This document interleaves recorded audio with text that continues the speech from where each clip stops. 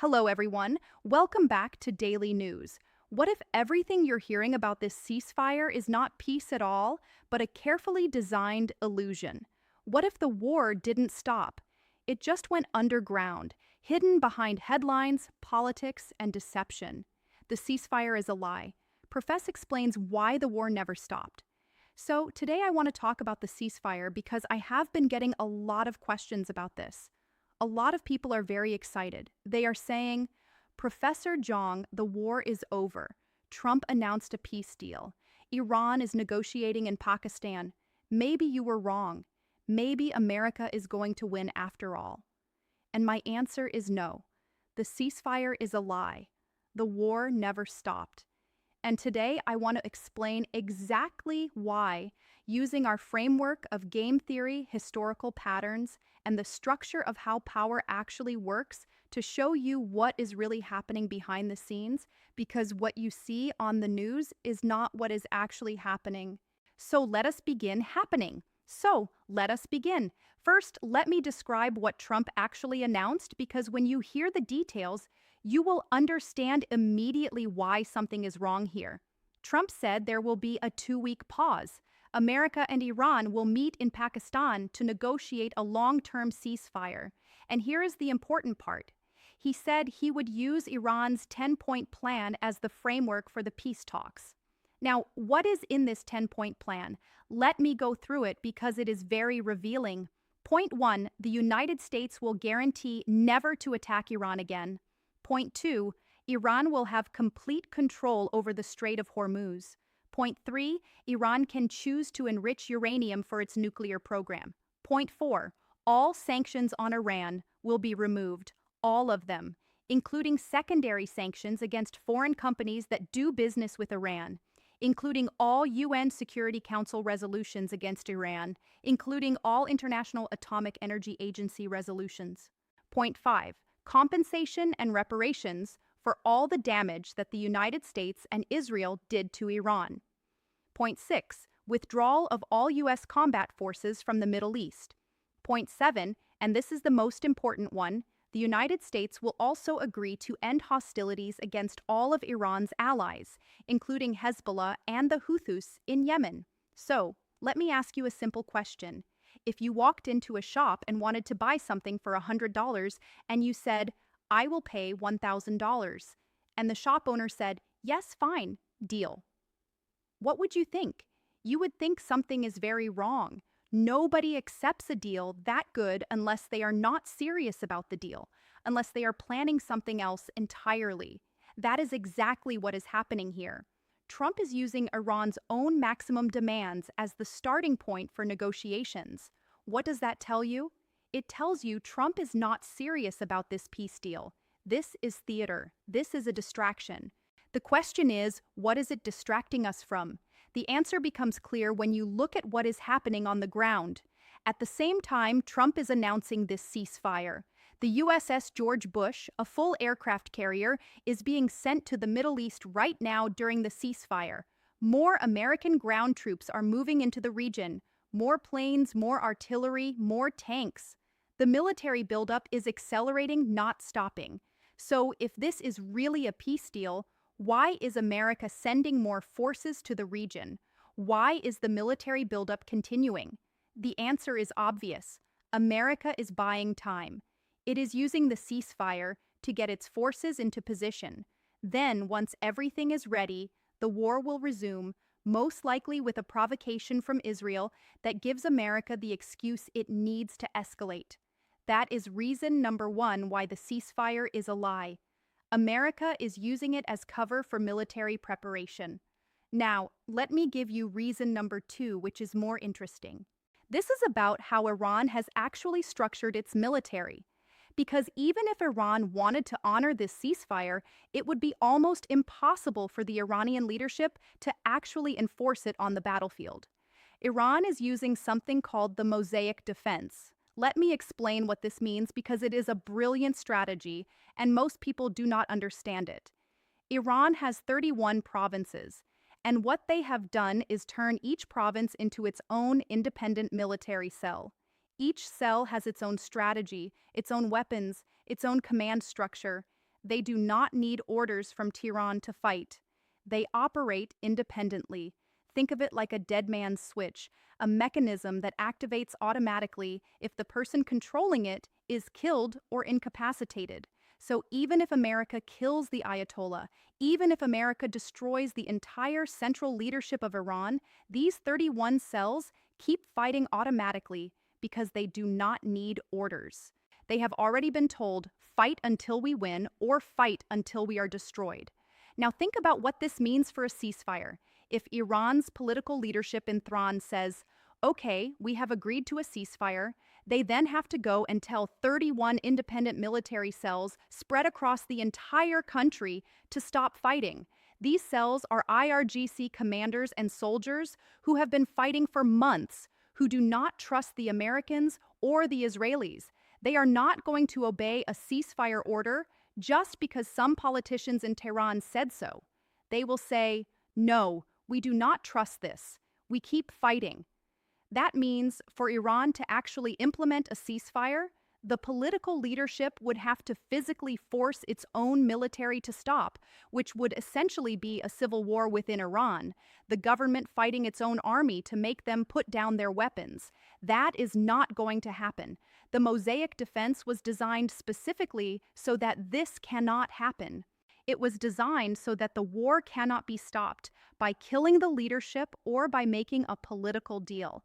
The only two ways this war ends under the Mosaic defense are 1, Iran is completely destroyed, or 2, America is defeated and leaves.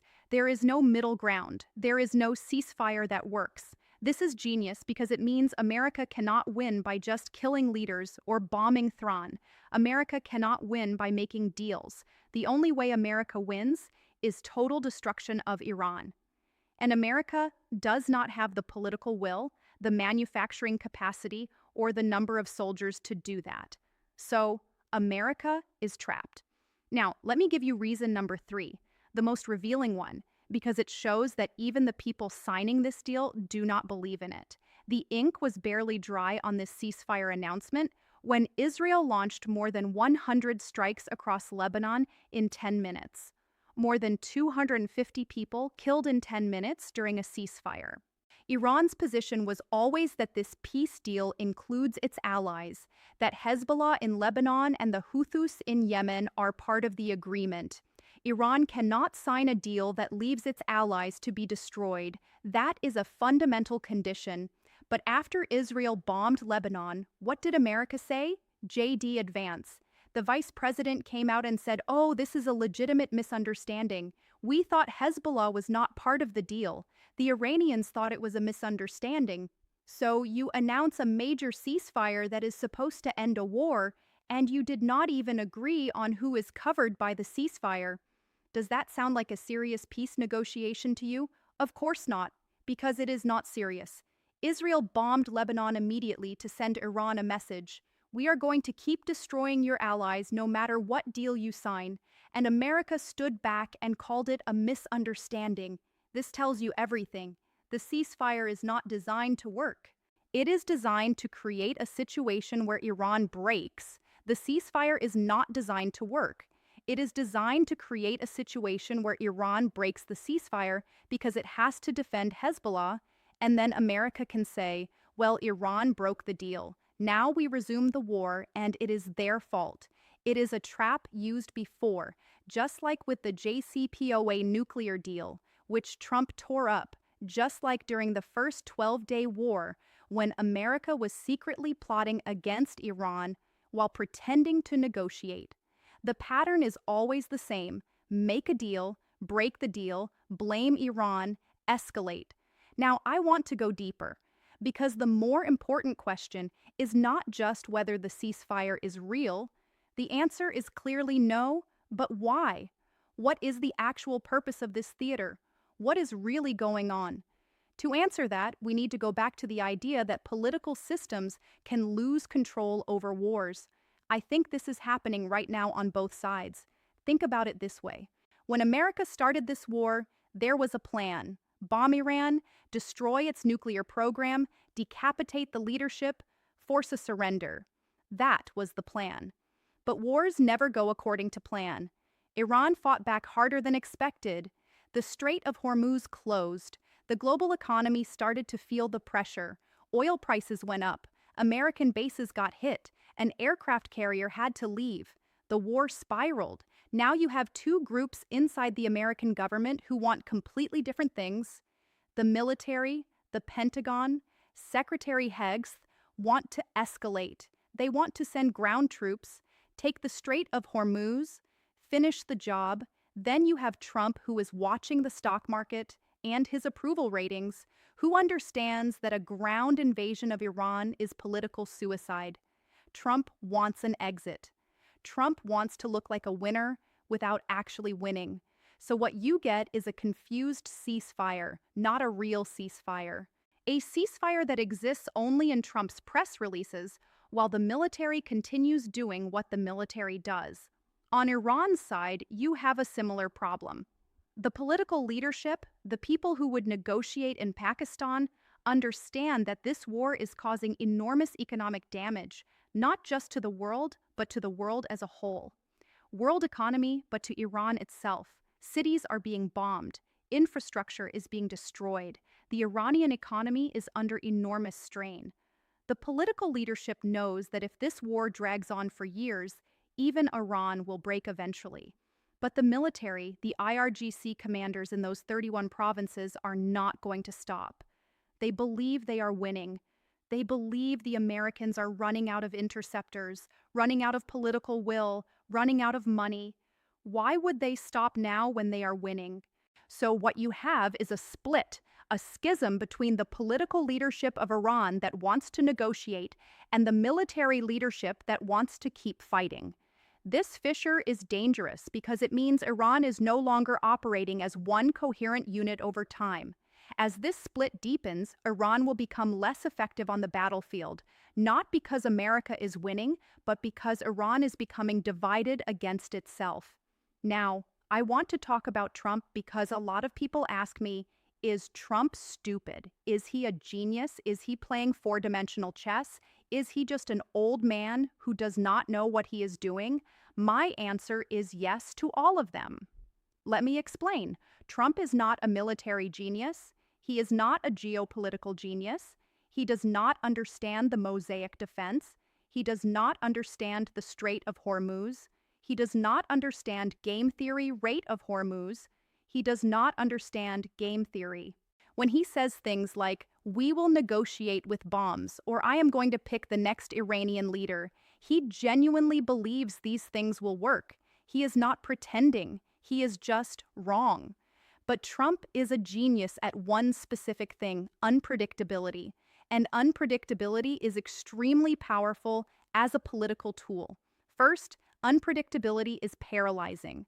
When you do not know what Trump is going to do next, bomb Iran today, announce a ceasefire tomorrow, send an aircraft carrier the day after. You cannot build a coherent strategy against him. You are always reacting, always off balance. Iran is dealing with this. Europe is dealing with this. Even Trump's own advisors are dealing with this. Second, unpredictability is distracting. When Trump is making dramatic announcements every single day, all your attention is on Trump. You are watching Trump, talking about Trump, reacting to Trump, and you miss what is happening behind the scenes. While everyone is focused on the ceasefire announcement, nobody is talking about the USS George Bush sailing toward the Persian Gulf. The stage show distracts you from the backstage action. Third, unpredictability gives you flexibility. Trump is not committed to any strategy. He can change course at any time without losing face because he never committed to anything in the first place. He can call something a victory even when it is clearly a defeat, and his base will believe him. So yes, Trump is a clown, but there is a method to the madness. The ceasefire announcement is not a mistake. It is not stupidity.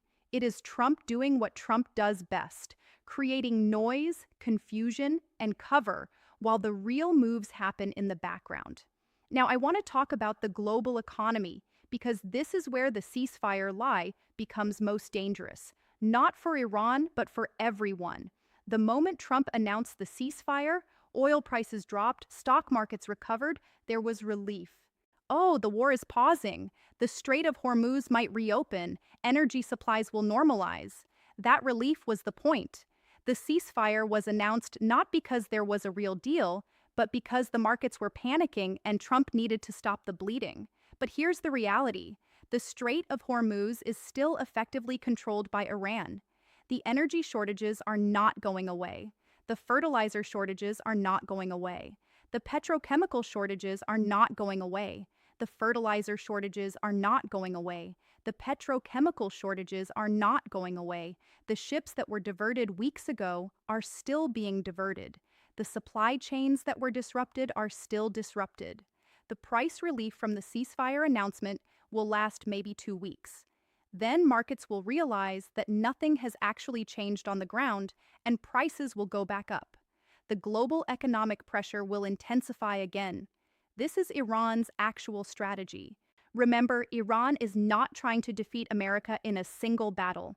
Iran is trying to make the cost of this war economically and politically unsustainable. Every week, the war continues. The economic damage deepens. Every week, the political will in America weakens. Every week, the global pressure on Trump to find a real exit increases. Iran is not in a hurry. Time is on Iran's side. A fake ceasefire that buys America 2 weeks of market relief does not change that equation at all. So, let me put all of this together to give you the complete picture of what is actually happening. Trump announces a ceasefire for 3 reasons: to calm the markets, to buy time for military positioning, and to create a trap where Iran breaks the ceasefire by defending Hezbollah, giving America the excuse to escalate. Israel immediately bombs Lebanon because Israel does not want a ceasefire. Israel wants to drag America deeper into this war. Israel wants America committed to destroying Iran completely. A partial ceasefire that leaves Iran intact and in control of the Strait of Hormuz is a disaster for Israel's long-term strategy. So, Israel breaks the ceasefire immediately, deliberately, to make sure it does not hold. Iran faces a choice: honor the ceasefire and abandon Hezbollah, which is politically impossible and which Iran's military will refuse to do, or defend Hezbollah and be blamed for breaking the ceasefire. It is a trap with no good exit. The Mosaic defense means that even if Iran's political leadership wanted to take the ceasefire deal, the military would not stop fighting. So the war continues regardless of what happens in Pakistan. Through all of this, the global economy continues to bleed. The oil shortage deepens, the fertilizer crisis worsens, the pressure builds. Eventually, not today, not next week, but eventually, that economic pressure will force a real reckoning. Not a fake ceasefire, a real settlement on Iran's terms. Because Iran is the one with escalation dominance, time on its side, and a military that will not stop until the war is won. Now, I want to end with something very important, going back to our framework for understanding how the world works. We have talked before about how power operates through layers: the empire, the muscle, the finance, the game masters, the global economy and the narrative, the media, the culture, the stories that make people believe the system is fair. Right now, the ceasefire is a narrative move. It is the system trying to tell a story. The war is pausing, peace is possible, everything is under control because the system needs people to believe that story in order to keep functioning. When oil goes to $150 or $200 a barrel, when food becomes scarce, when ordinary people start to feel real economic pain, the narrative breaks down. People stop believing the story. When they stop believing the story, the entire system comes under threat. This is what Iran understands. This is why Iran's strategy of targeting the global economy, controlling the Strait of Hormuz, threatening GCC infrastructure, forcing oil prices up is so powerful. It does not just hurt America militarily, it destroys the narrative.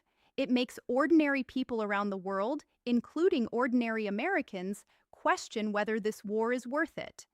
No ceasefire announcement, no matter how dramatic, no matter how many cameras are pointed at it, changes the underlying reality. The reality is that the war is continuing. The Mosaic defense is still active. Iran's underground missile bases are still operational. The strait is still effectively closed. The economic pressure is still building. The ceasefire is a lie.